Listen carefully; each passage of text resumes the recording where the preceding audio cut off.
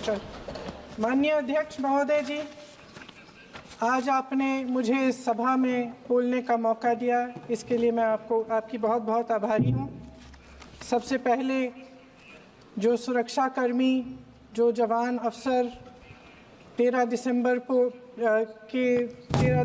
को संसद की सुरक्षा के लिए शहीद हुए, उनके प्रति मैं श्रद्धांजलि व्यक्त करना चाहती हूँ।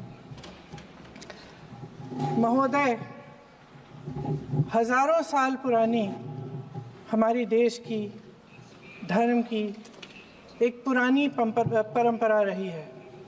ये परंपरा संवाद, चर्चा की रही है। एक गौरवशाली परंपरा है जो दर्शन ग्रंथों में, वेदों में, उपनिषदों में दिखती है। वाद विवाद और संवाद की हमारी पुरानी संस्कृति है। अलग अलग धर्मों में भी, इस्लाम में, सूफियों में, बौद्ध धर्म में, जैन धर्म में, सिख धर्म में भी ये वाद संवाद, ये चर्चा बहस, इसकी संस्कृति रही है। इसी परंपरा से उभरा हमारा स्वतंत्रता संग्राम। हमारा स्वतंत्रता संग्राम विश्व में एक अनोखा संग्राम था, एक अनोखी लड़ाई थी जो अहिंसा और सत्य पर आधारित थी। ये वाद संवाद की जो परंपरा है, इसको इस संग्राम ने आगे कैसे बढ़ाया? क्योंकि ये जो संग्राम था, ये जो लड़ाई थी हमारी आज़ादी के लिए, एक बेहद लोकतांत्रिक लड़ाई थी। इसमें देश के किसान, देश के जवान, देश के मजदूर, देश के अधिवक्ता, देश के बुद्धिजीवी, चाहे किसी भी जाति के हों, चाहे किसी भी धर्म के हों, चाहे किसी भी भाषा को बोलते हों, सब इस स्वतंत्रता संग्राम में शामिल हुए। सब ने हमारे देश की आज़ादी की लड़ाई लड़ी।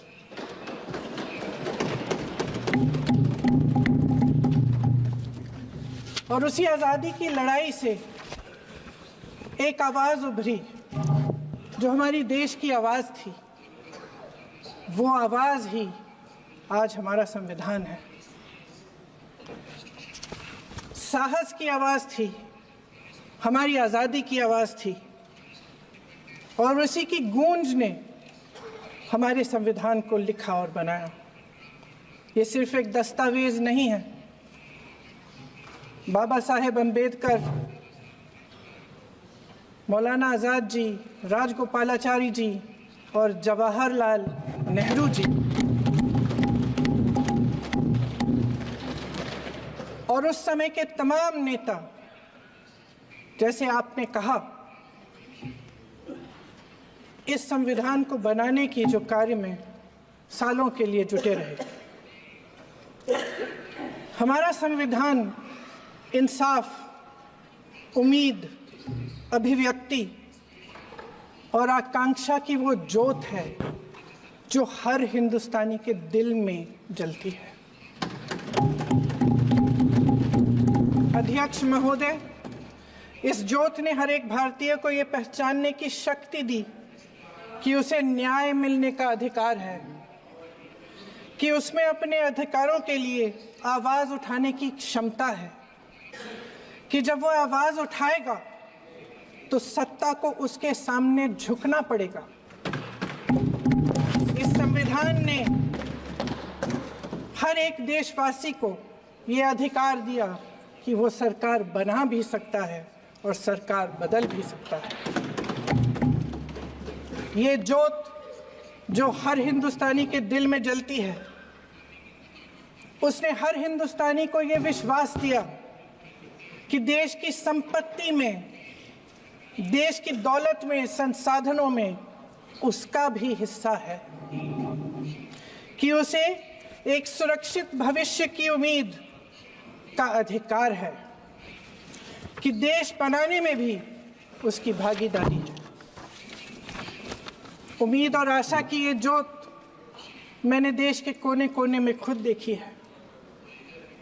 उन्नाव में मैं एक रेप पीड़िता के घर गई। उसे जलाकर मार डाला था। वो शायद 20-21 साल की होगी। हम सब के बच्चे हैं। हम सोच सकते हैं कि अगर हमारी बेटी के साथ बार बार बलात्कार हुआ और फिर जब वो अपनी लड़ाई लड़ने के लिए गई तो उसको जलाकर मार डाला गया होता तो हम पर क्या बीतती। मैं उस बच्ची के पिता से मिली। उसके खेत जलाए गए थे, उसके भाइयों को पीटा गया था, उसके पिता को बाहर से घर के बाहर घसीट कर मारा गया था। उस पिता ने मुझे बताया कि बेटी, मुझे न्याय चाहिए। मेरी बेटी अपने एफआईआर को दर्ज करने के लिए जब जिले में गई तो उसको मना किया गया। अगले जिले में जाना पड़ा उसे।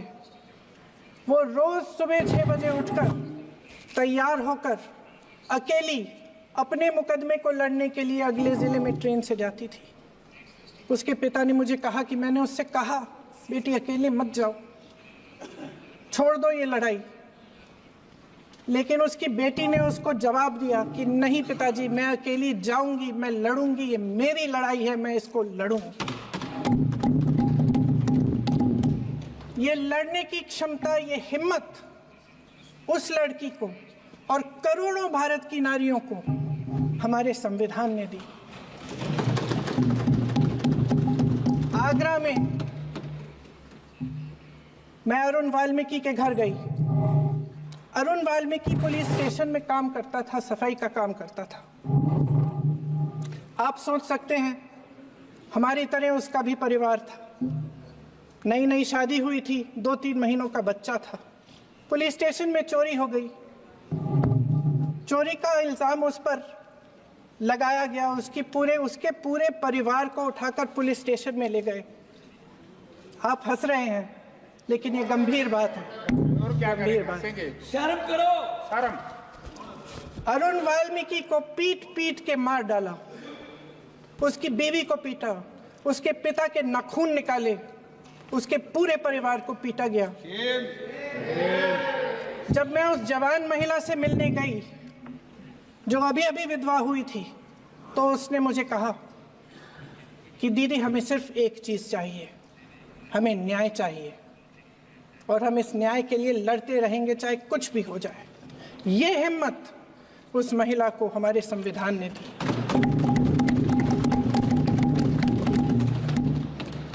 संभल के कुछ लोग आए थे हमसे मिलने जो मृतकों के परिवार के सदस्य थे। उसमें 2 बच्चे थे, अदनान और उजैर। अब सुनिए, उसमें 2 बच्चे थे, अदनान और उजैर। एक बच्चा मेरे बच्चे की उम्र का है, दूसरा उससे छोटा 17 साल का है। दर्जी के बेटे थे। दर्जी का एक ही सपना था कि वो अपने बेटों को पढ़ाएगा, लिखाएगा। एक बेटा डॉक्टर बनेगा, एक बेटा भी सफल होगा दूसरा बेटा भी अपने जीवन में सफल होगा। उनके पिताजी हर रोज उनको स्कूल छोड़ते थे। उस दिन भी स्कूल छोड़ने के बाद अपनी दुकान में चले गए। उन्हें पता नहीं था कि विवाद हो रहा है। उन्होंने भीड़ देखी, घर आने की कोशिश की तो पुलिस ने गोली से मार डाला। वो 17 साल का बच्चा अदनान मुझसे कहता है, वो 17 साल का बच्चा अदनान मुझसे कहता है कि मैं बड़ा होकर डॉक्टर बन के दिखाऊंगा, मैं अपने पिता का सपना साकार करूंगा। ये सपना, ये आशा उसके दिल में हमारे संविधान ने डाली। अध्यक्ष महोदय, हमारे देश के करोड़ों देशवासियों के संघर्ष में, अपने अधिकारों की पहचान में, इनकी कठिन से कठिन परिस्थितियों से लड़ने की अपार हिम्मत में और देश से न्याय की अपेक्षा में हमारे संविधान की ज्योत जल रही है। मैंने हमारे संविधान की ज्योत को जलते हुए देखा है और इसके साथ साथ ये भी समझा है कि हमारा संविधान एक सुरक्षा कवच है। एक ऐसा सुरक्षा कवच है जो देशवासियों को सुरक्षित रखता है, न्याय का कवच है, एकता का कवच है और अभिव्यक्ति की आज़ादी का कवच है। दुख की बात यह है कि मेरे सत्ता पक्ष के साथी जो बहुत बड़ी बड़ी बातें करते हैं, इन्होंने इन 10 सालों में ये सुरक्षा कवच, सत्ता पक्ष के मेरे साथियों ने ये सुरक्षा कवच तोड़ने का पूरा प्रयास किया है। संविधान में सामाजिक, आर्थिक और राजनीतिक न्याय का वादा है। ये वादा एक सुरक्षा कवच है जिसको तोड़ने का काम शुरू हो चुका है। लैटरल एंट्री और निजीकरण के जरिए ये सरकार आरक्षण को कमजोर करने का काम कर रही है। अगर लोकसभा में ये नतीजे नहीं आए होते तो ये संविधान बदलने का काम भी शुरू कर लेते। सच्चाई ये है अध्यक्ष महोदय कि आज संविधान बार बार इसलिए कह रहे हैं क्योंकि इस चुनाव में इनको पता चल गया कि इस देश की जनता ही इस संविधान को सुरक्षित रखेगी, कि इस चुनाव में हारते जीतने से इन्हें एहसास हुआ कि ये संविधान बदलने की बात इस देश में नहीं चलेगी। आज जनता की मांग है कि जाति जनगणना हो। सत्ता पक्ष के मेरे साथी ने इसका जिक्र किया। ये जिक्र भी आज इसलिए हो रहा है क्योंकि चुनाव में ये नतीजे आए। ये जाति जनगणना इसलिए जरूरी है ताकि हमें पता चले कि किसकी क्या स्थिति है और नीतियां उस हिसाब से बने। इनकी गंभीरता का प्रमाण ये है कि जब चुनाव में पूरे विपक्ष ने जोरदार आवाज उठाई कि ये जाति जनगणना होनी चाहिए, तो इनका जवाब देखिए। इनका जवाब भैंस भाग भैंस चुरा लेंगे, मंगलसूत्र चुरा लेंगे, इनका ये जवाब था। ये गंभीरता है इनकी जाति जनगणना पर। महोदय, हमारे संविधान ने आर्थिक न्याय की नींव डाली, किसानों, गरीबों और को जमीन बांटी, भूमि सुधार किया, जिसका नाम लेने से कभी कभी आप झिझकते हैं और कभी कभी उनका नाम धड़ाधड़ इस्तेमाल किया जाता है अपने आप को बचाने के लिए। उन्होंने HAL, BHEL, SAIL, GAIL, ONGC, NTPC, railways, IIT, IIM, oil refinery, तमाम PSU बनाए। अध्यक्ष महोदय, उनका नाम पुस्तकों से मिटाया जा सकता है, उनका नाम भाषणों से मिटाया जा सकता है, लेकिन जो उनकी भूमिका रही इस देश की आज़ादी के लिए और इस देश के निर्माण के लिए, वो इस देश में से कभी मिटाया नहीं जा सकता। 75 सालों में जनता का भरोसा रहा कि नीतियां बनेंगी तो जनता की भलाई के लिए बनेंगी। जल जंगल जमीन का अधिकार मिला आदिवासी भाई बहनों को। इंदिरा जी ने बैंकों का राष्ट्रीयकरण करवाया, खदानों का राष्ट्रीयकरण कराया। कांग्रेस और यूपीए की सरकारों में शिक्षा का, भोजन का अधिकार मिला। 75 सालों में जनता का भरोसा मिला। पहले संसद चलती थी तो जनता की उम्मीद होती थी कि सरकार महंगाई और बेरोजगारी पर चर्चा करेगी, कोई उपाय निकालेगी, कोई रास्ता निकालेगी। लोग मानते थे कि अगर कोई नई आर्थिक नीति बनेगी तो देश की अर्थव्यवस्था को मजबूत बनाने के लिए बनेगी, तो भारतीय बाजार को मजबूत बनाने के लिए बनेगी, उनके भविष्य को मजबूत बनाने के लिए बनेगी। किसान और आदिवासी भाई बहन भरोसा करते थे कि यदि जमीन के कानून में संशोधन होगा तो उन्हीं की भलाई के लिए होगा। आप नारी शक्ति की बात करते हैं। आज चुनाव की वजह से शायद इतनी बातचीत हो रही है नारी शक्ति के बारे में, क्योंकि हमारे संविधान ने महिलाओं को ये अधिकार दिया, उनकी शक्ति को परिवर्तित किया वोट में, और आज आपको पहचानना पड़ रहा है कि महिलाओं के बिना, कि नारी शक्ति के बिना ये सरकारें नहीं बन सकती हैं। इसीलिए आज आप नारी शक्ति की बातें दोहरा रहे हैं। जो आप नारी शक्ति का अधिनियम लाए हैं उसको लागू क्यों नहीं करते? वो 10 साल बाद लागू क्यों होगा? क्या आज की नारी 10 साल इंतजार करेगी उसके लागू करने के लिए? क्या बात है, क्या बात है।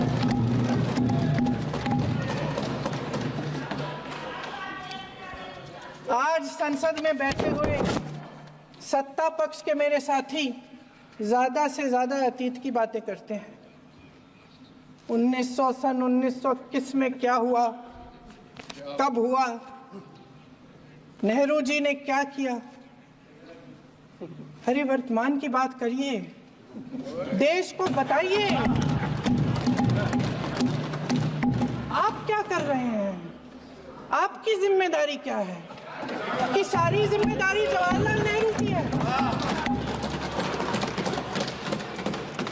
अध्यक्ष महोदय जी, ये सरकार आर्थिक न्याय का सुरक्षा कवच तोड़ रही है। आज संसद में बैठी ये सरकार बेरोजगारी और महंगाई से जूझ रही हमारी जनता को क्या राहत दे रही है? कृषि के कानून भी बड़े बड़े उद्योगपतियों के लिए बन रहे हैं। सही एमएसपी को छोड़िए, डीएपी तक नहीं मिल रहा है।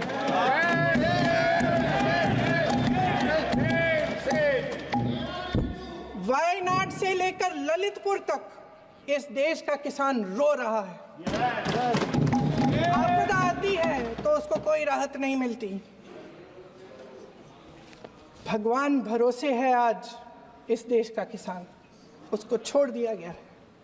आज हिमाचल में देखिए, जितने भी कानून बने हैं वो सब बड़े बड़े उद्योगपतियों के लिए बन रहे हैं। हिमाचल में जो सेब उगता था उसके जो छोटे छोटे किसान हैं वह रो रहे हैं, क्योंकि एक व्यक्ति के लिए सब कुछ बदला जा रहा है। सुनने की हिम्मत रखो।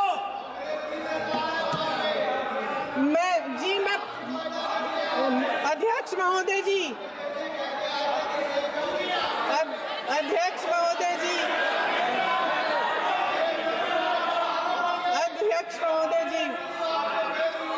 अध्यक्ष महोदय जी, अडानी जी को सारे कोल्ड स्टोरेज प्रदेश की सरकार ने नहीं दिए। अडानी जी को सारे कोल्ड स्टोरेज आपकी सरकार ने दिए। देश देख रहा है कि एक व्यक्ति को बचाने के लिए 142 करोड़ देश की जनता को नकारा जा रहा है। सारे बिजनेस, सारे संसाधन, सारी दौलत, सारे मौके एक ही व्यक्ति को सौंपे जा रहे हैं। सारे बंदरगाह, एयरपोर्ट्स, सड़कें, रेलवे का काम, कारखाने, खदाने, सरकारी कंपनियां सिर्फ एक व्यक्ति को दी जाए। जनता के मन में हमेशा ये विश्वास होता था कि अगर कुछ नहीं है तो संविधान हमारी सुरक्षा करेगा, मगर आज आम लोगों के बीच ये धारणा बनती चली जा रही है कि सरकार सिर्फ अडानी जी के मुनाफे के लिए चल रही है। देश में बहुत तेजी से गैर बराबरी बढ़ रही है। जो गरीब है वो और गरीब हो रहा है, जो अमीर है वो और अमीर हो रहा है। इस सरकार ने आर्थिक न्याय की भी सुरक्षा कवच तोड़ दिया है।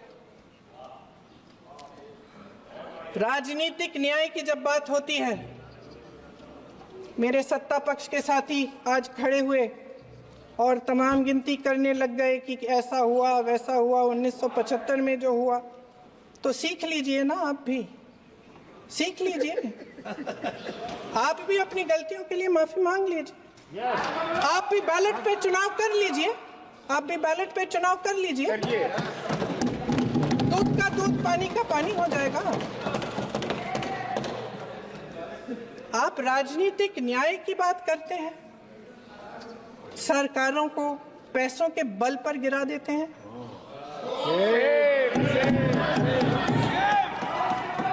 मेरा आग्रह है कि अपन संविधान में सकारात्मक बोले।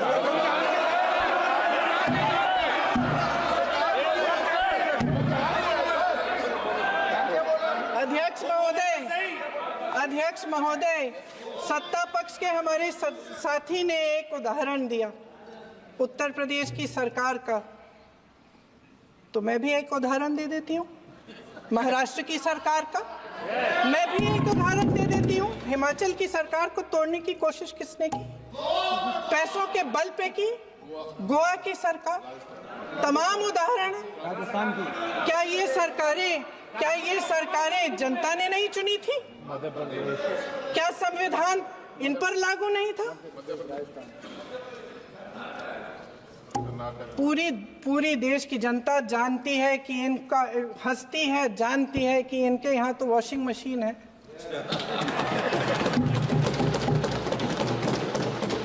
जो यहाँ से वहां जाता है वो धुल जाता है। इस तरफ दाग, उस तरफ स्वच्छता। और मेरे कई ऐसे साथी हैं जो इस तरफ होते थे उस तरफ चले गए, मुझे दिख भी रहे हैं, वॉशिंग मशीन में शायद धुल गए हैं। अध्यक्ष महोदय, जहां भाईचारा और अपनापन होता था, जहां हमारे संविधान ने एकता का सुरक्षा कवच दिया था, वहां शक और घृणा के बीज बोए जा रहे हैं। एकता का सुरक्षा कवच तोड़ा जा रहा है।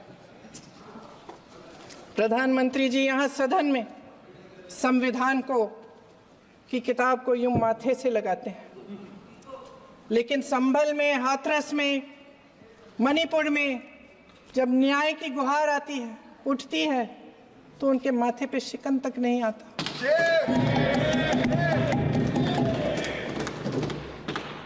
शायद समझ नहीं पाए हैं कि भारत का संविधान संघ का विधान नहीं है।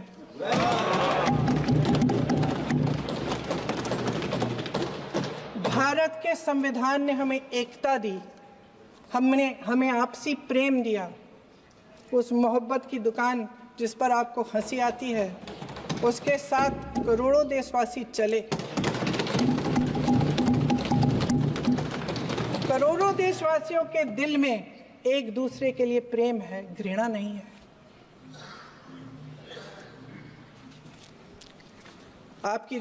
इनकी जो विभाजनकारी नीतियां हैं, उसका नतीजा हम रोज देखते हैं।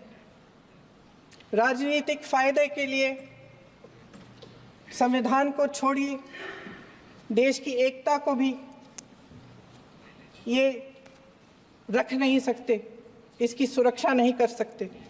हमने संभल में देखा, मणिपुर में देखा। दरअसल इनका कहना है कि अलग अलग इस देश के अलग अलग हिस्से हैं। कैमरा। लेकिन हमारा संविधान कहता है कि ये देश एक है और ये देश एक रहेगा।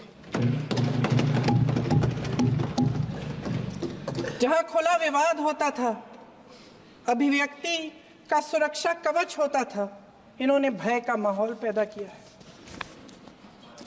सत्ता पक्ष के मेरे साथी अक्सर 75 सालों की बात करते हैं, लेकिन इन 75 सालों में ये उम्मीद, आशा, ये अभिव्यक्ति की ज्योति कभी थमी नहीं, कभी बुझी नहीं। इस देश की जनता ने खुलकर आलोचना की, निडर होकर धरने किए, प्रदर्शन किए। जब जब जनता नाराज हुई, तब तब सत्ता को ललकारा, उसे चेतावनी दी, बड़े से बड़े नेताओं को कटघरे में खड़ा किया, उनसे जवाब मांगा, न्याय मांगा।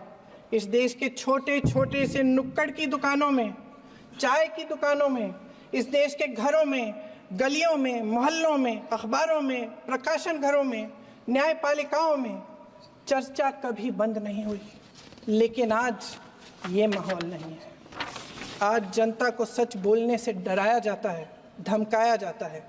पत्रकार हो या विपक्ष का नेता हो या किसी यूनिवर्सिटी का प्रोफेसर हो, छात्र संघ हो या कर्मचारियों का संगठन हो, सबका मुंह बंद कराया जाता है। किसी पे ईडी, किसी पे सीबीआई, किसी पे इनकम टैक्स,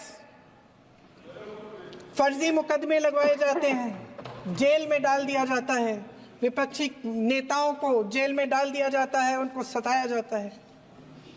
किसी को नहीं छोड़ा इस सरकार ने। देशद्रोही कह के उत्तर प्रदेश में मुझे याद है कुछ अध्यापिकाएं प्रदर्शन कर रही थी, उन पर मुकदमा डाल दिया देशद्रोही का, उन्हें देशद्रोही कह दिया। इन्होंने देश का पूरा माहौल भय से भर दिया है। इनकी मीडिया की मशीन झूठ फैलाती है, तरह तरह के आरोप लगाती है, और शायद वह भी भय में ही है। महोदय, मैं इस सदन को याद दिलाना चाहती हूं कि ऐसा डर का माहौल देश में अंग्रेजों के राज में था। जब इस तरफ बैठे हुए गांधी की विचारधारा वाले लोग आज़ादी की लड़ाई लड़ रहे थे और उस तरफ वाली विचारधारा वाले लोग भय में रहकर अंग्रेजों के साथ साठ-गांठ कर रहे थे। लेकिन अध्यक्ष महोदय, भय का भी अपना स्वभाव होता है। भय फैलाने वाले हमेशा भय का खुद शिकार बन जाते हैं। ये प्रकृति का नियम है। आज इनकी भी यही हालत हो गई है। भय फैलाने के इतने आदी हो गए हैं कि खुद भय में रहने वाले हैं, चर्चा से डरते हैं, आलोचना से घबराते हैं। कई दिनों से हम मांग रहे हैं कि चर्चा करिए, लेकिन चर्चा करने की हिम्मत ही नहीं है।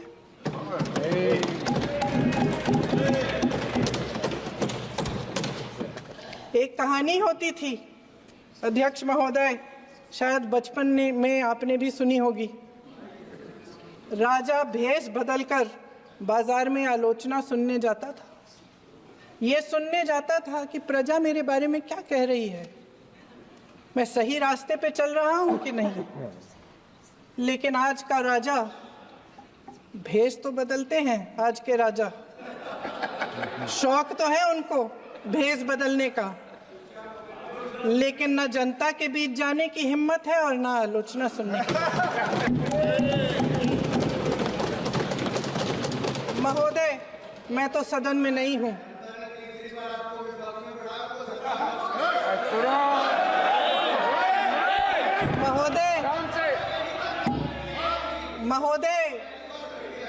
महोदय, जनता में बहुत विवेक है, ये सही है।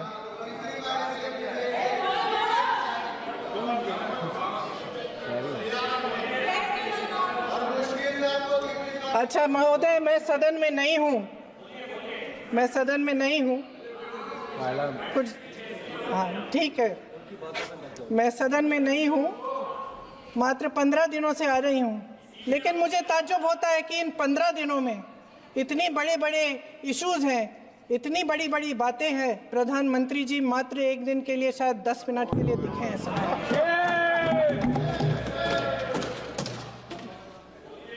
बात यह है अध्यक्ष महोदय जी कि ये देश भय से नहीं, साहस और संघर्ष से बना है। इसको बनाने वाले देश के किसान, जवान, देश के करोड़ों मजदूर और गरीब जनता है। संविधान इनको साहस देता है। मेहनती मिडिल क्लास है और इस देश के जो करोड़ों देशवासी हैं, जो रोजाना भयंकर परिस्थितियों का सामना करते हैं, उनको साहस देता है। वायनाड में जो आपदा आई, उसमें एक छोटा लड़का था 17 साल का। 6 घंटों के लिए उसने अपनी माँ को बचाने की कोशिश की। 6 घंटों के लिए आप सोच सकते हैं कि अगर नदी की धारा बह रही है, नाराज है, आप अपनी माँ को पकड़े हो, 6 घंटों के लिए पकड़े रखते हो कि मेरी माँ बच जाएगी, और अंत में वो माँ भी बह जाती है। उस लड़के का साहस, उन महिलाओं का साहस जो पीड़ित हैं लेकिन फिर भी अपनी लड़ाई लड़ रहे हैं, उन संभल के बच्चों का साहस जिनके पिताजी अभी अभी गुजर गए लेकिन फिर भी उनके सपनों को साकार करने की हिम्मत है, उनका साहस है, वो साहस इस संविधान ने दिया है।